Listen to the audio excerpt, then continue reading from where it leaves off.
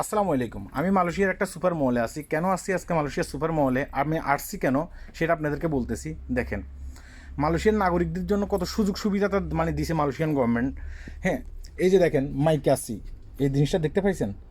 আপনি যদি একজন মালয়েশিয়ান নাগরিক হয়ে থাকেন, হয়তো আপনি বৃদ্ধ হয়ে গেছে, আপনার হাত পা মানে লুলা হয়ে গেছে, হ্যাঁ, আপনি কোনো কাজ করতে পারতেছেন না, তাহলে আপনার যে একটা আইসি, আমরা বলি যে আমাদের আইডি কার্ড বাংলাদেশে, এই আইসির ভিতরে মালয়েশিয়ান গভর্নমেন্ট সরাসরি টাকা ঢুকিয়ে দেয়।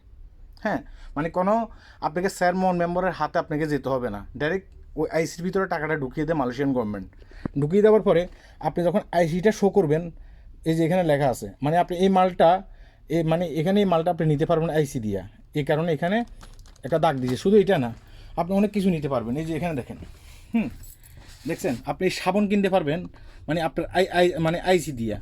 আপনাকে কোনো টাকা পে করতে হবে না, কারণ গভর্নমেন্ট আপনার আইসিতে টাকা ঢুকিয়ে দিছে। কেন কথাগুলো বলতেছি, শুধু সাবান না, সাবান শ্যাম্পু থেকে শুরু করে আপনি সব কিছুই কিন্তু এখান থেকে নিতে পারবেন। হ্যাঁ, এই যে এখানে শ্যাম্পু আছে, এই যে দেখছেন আইসি কার্ডের মানে এখানে শ্যাম্পু আছে, তার মানে আপনি সব কিছু এখান থেকে নিতে পারবেন।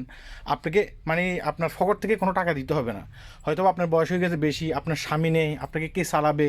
তাহলে মালয়েশিয়ান গভর্নমেন্ট কিন্তু কী করতেছে, এই সুযোগটা দিচ্ছে মালয়েশিয়ান নাগরিকদের জন্য। কেন কথাগুলো বলতেছি, এটা শুধু এখন থেকে না, অনেক আগে থেকে দিছে। যে কোনো গভর্নমেন্ট শেষ হয়েছে, তাদের টাকা কিন্তু শেষ হয় নাই।